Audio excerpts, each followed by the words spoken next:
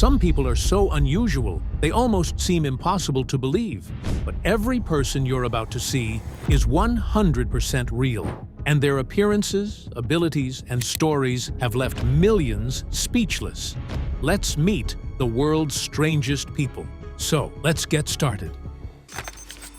The man who carries 100 pounds on his head every single day. Most people struggle carrying a heavy backpack for an hour. Avtar Singh Mauni of Pichala, Punjab, India, wraps 645 meters of fabric around his head every single morning. And he has done it for decades. When fully assembled with traditional metal ornaments and badges, his turban weighs a staggering 45 kilograms, nearly 100 pounds. The wrapping process alone takes 6 full hours every morning. That is longer than most people's entire workday. He once described the weight by saying it feels as light as a lotus flower, because for him, this is not a burden. It is identity, devotion, and honor wrapped in fabric. Standard doorways are too narrow. Regular cars are impossible. He travels mostly by motorcycle. In Sikhism, the turban represents equality, dignity, and deep spiritual commitment. For Mauni, wearing it on this extraordinary scale is his personal declaration of faith, louder than any words could ever be. No Guinness record, no title, just one man, 2,100 feet of fabric, and an unshakable devotion that has made the entire world stop and stare. The man who lived inside an airport for 18 years. Most people pass through airports in hours. Mehran Karimi Nasri made one his permanent address for 18 years. Born in Iran, Nasri arrived at Paris Charles de Gaulle Airport in 1988, claiming refugee status. But his documents disappeared, his identity became legally disputed, and no country would officially claim him. So he stayed. He slept on a hard red bench in Terminal 1, survived on food from airport staff, read newspapers daily, and filled diary after diary with his thoughts and memories. What began as a legal nightmare slowly became a strange, structured routine. A life lived entirely in transit. Court rulings went back and forth. Film producers reportedly paid him for rights to his story. In 2004, Hollywood released The Terminal, inspired by his situation. But the real version had none of the comedy, none of the charm, and far more loneliness. He briefly left in 2006 due to illness, then returned. In November 2022, Nasri died inside the very airport that had held him for nearly 2 decades. A final heartbreaking chapter to a life trapped between borders, bureaucracy, and a world that simply had no place for him. The man whose height became both his identity and his burden. At 7 feet 6.5 inches tall, Hussein Bisad was measured by Guinness World Records as one of the tallest living men on Earth. Born in Somalia, Bisad later relocated to the United Kingdom after fleeing conflict, and his extraordinary size quickly drew global media attention. But behind the headlines was a painful medical reality. Doctors believed Bisad had acromegaly, a condition caused by the pituitary gland producing excess growth hormone typically triggered by a benign tumor.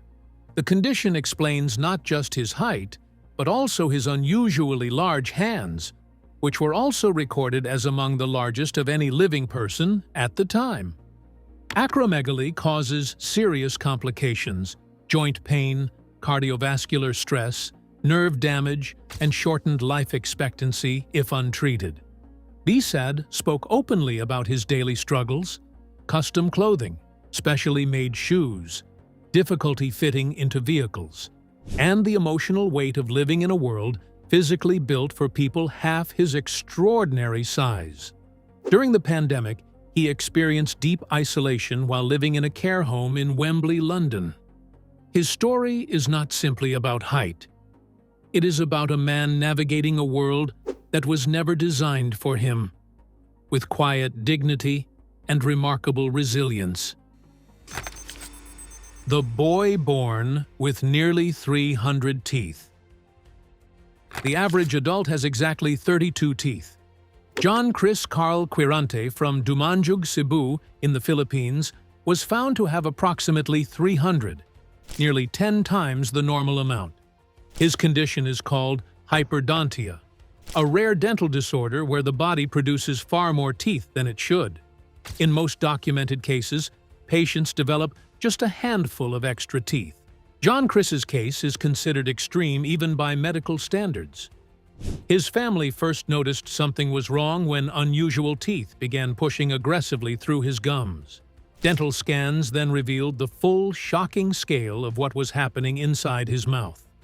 Left untreated, hyperdontia of this severity causes serious consequences: gum disease, severe overcrowding, difficulty chewing, jaw misalignment, and long-term infection risk. Doctors designed a carefully staged surgical removal plan, extracting teeth in phases so his gums and mouth could properly heal between each procedure. Through every surgery, John Chris has remained described by his family as bright, happy, and determined. A boy who loves school and plays with friends just like any other child. The man who spent 22 years cutting a mountain with his bare hands. In 1959, in the hills of Galore, Bihar, India, Dashrath Manjhi's wife Falguni Devi was critically injured crossing a steep rocky mountain ridge to bring him food at work. The nearest hospital, more than 55 kilometers away. Because the mountain blocked every direct route, she didn't survive. Manjhi made a decision that most people would call madness. He would cut a road through the mountain himself. Armed with only a hammer and a chisel, he began in 1960. Villagers mocked him. Some called him insane. He worked before dawn and after dusk, chipping away at solid rock every single day for 22 consecutive years. When he finally finished in 1982, the numbers spoke for themselves. A road 360 feet long, 30 feet wide, and 25 feet deep, carved entirely by one man with hand tools. The journey between his village and essential services dropped from 55 kilometers to just 15 kilometers, transforming life for thousands of people who never even lifted a chisel. The Indian government later honored him with a commemorative postage stamp. A biographical film, Manjhi, the Mountain Man, was released in 2015. Dashrath Manjhi died in 2007, but the road he carved with grief and determination still stands. The Japanese man who spent $14,000 to become a dog. Most people have unusual hobbies. Toko, a Japanese man, has spent his entire adult life trying to become one. Not metaphorically, literally. From childhood, Toko dreamed of being an animal, so intensely that he reportedly wrote in his school graduation book that his life goal was simply to become a dog. As an adult, he commissioned a hyper-realistic border collie costume from Zeppet, a Japanese company famous for producing film-quality props and models. The suit took 40 days to construct, weighed approximately 4 kilograms, and cost roughly 2 million Japanese yen, around $14,000. Inside it, Toko walks on all fours, plays fetch, rolls across grass, and interacts with strangers who genuinely struggle to believe what they are seeing.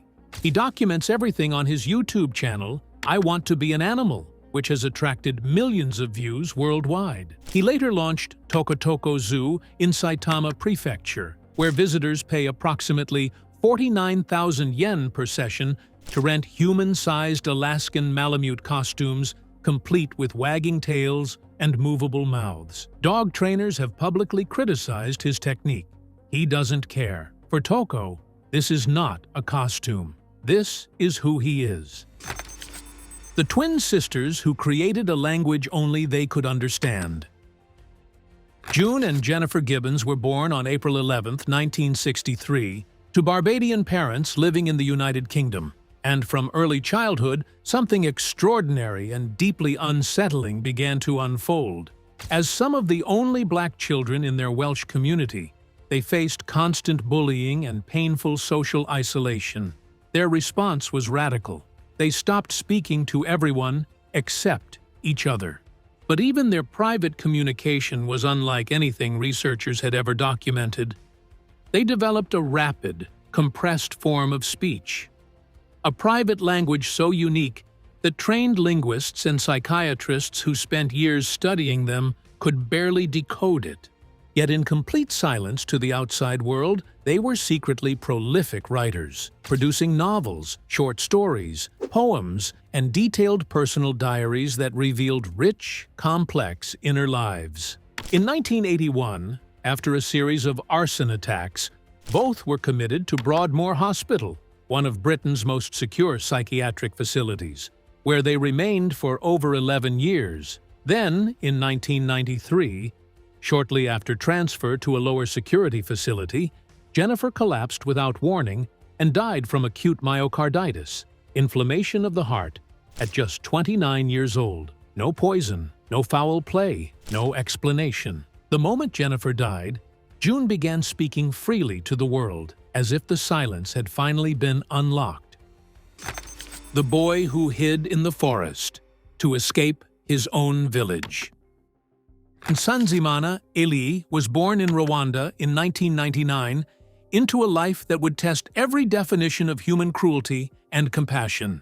He was born with microcephaly, a rare neurological condition where the brain does not develop fully during pregnancy or infancy, resulting in a significantly smaller head circumference, cognitive challenges, limited communication ability, and, in many cases, severe developmental delays. According to the World Health Organization, microcephaly affects approximately 1 in every 800 to 5,000 births globally, though severity varies widely.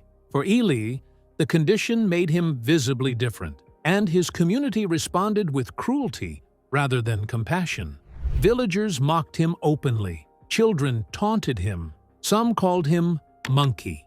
Unable to defend himself verbally and overwhelmed by the hostility, Elie reportedly spent long periods hiding deep in the surrounding forest, choosing isolation over the pain of daily humiliation. He was nonverbal, had no access to schooling, and received no formal medical support for years.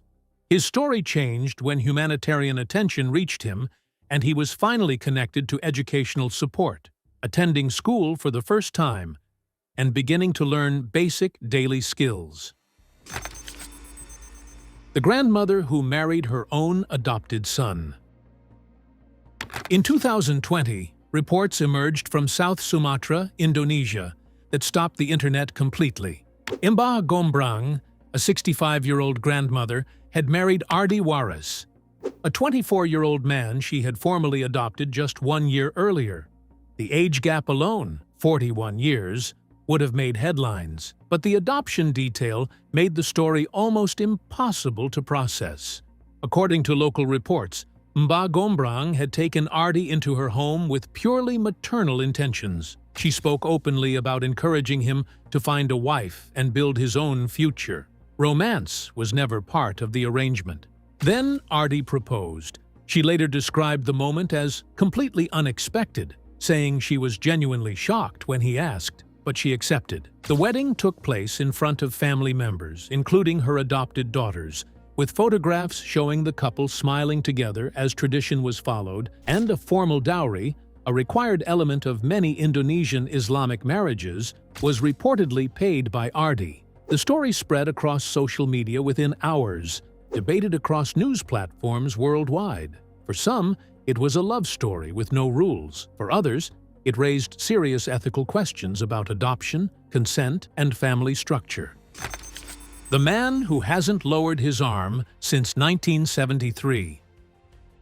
Most people experience muscle fatigue after holding their arm up for just 5 minutes. Amar Bharati has held his right arm raised toward the sky for over 50 years. In 1973, as a radical symbol of his devotion and a protest against global violence, he raised his limb, and he has never put it down since. The biological transformation is extreme. Decades of restricted blood flow have caused the limb to undergo total muscular atrophy. His bones have essentially calcified and fused together, turning the arm into a rigid, skeletal pole.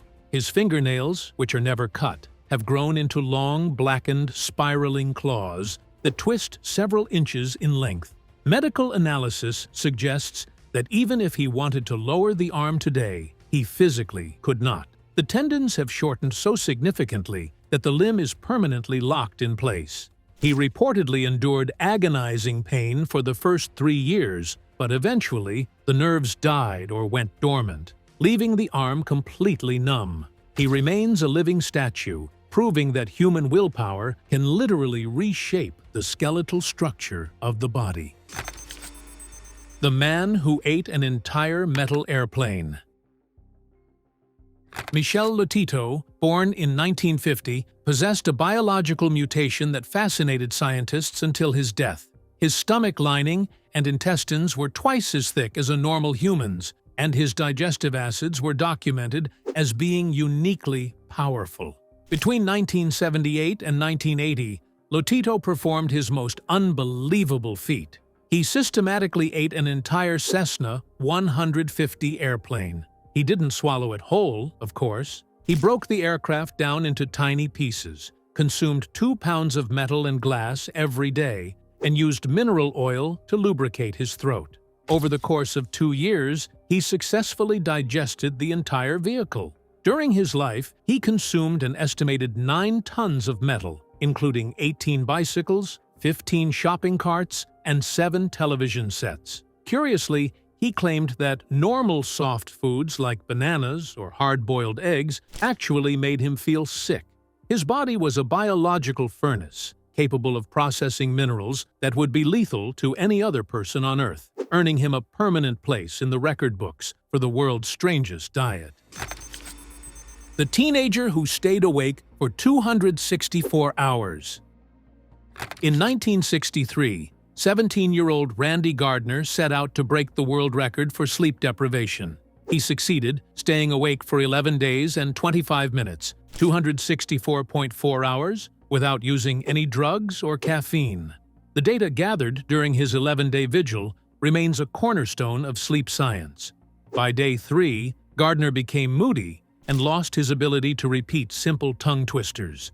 By day 5, he began suffering from vivid hallucinations, believing a street sign was a person and that he was a famous football player. By the final day, his cognitive functions were shattered. When asked to subtract 7 repeatedly starting from 100, he stopped at 65 because he completely forgot what he was doing.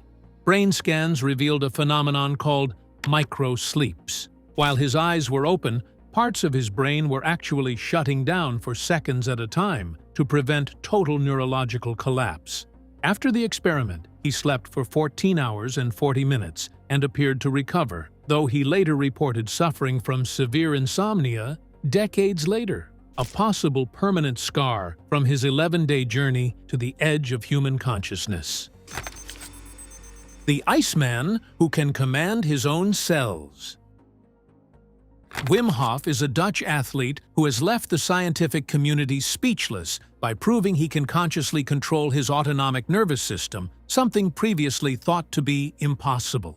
He holds over 20 records, including running a half marathon above the Arctic Circle in bare feet and submerged in ice for nearly 2 hours. In a groundbreaking 2011 medical study, Hof allowed researchers to inject him with an endotoxin, E. coli, that usually triggers a high fever, violent shivering, and headaches. By using a specific breathing technique, Hof was able to stimulate his adrenal glands and voluntarily suppress his immune response. While the control group became violently ill, Hof showed virtually no symptoms. His blood data showed he could increase his metabolic rate by 300% and keep his core body temperature stable while sitting in freezing water. He has proven that with specific breathing and cold therapy, a human can influence their own internal chemistry. Which person shocked you most? Share your thoughts below, like the video, and subscribe for more unbelievable stories.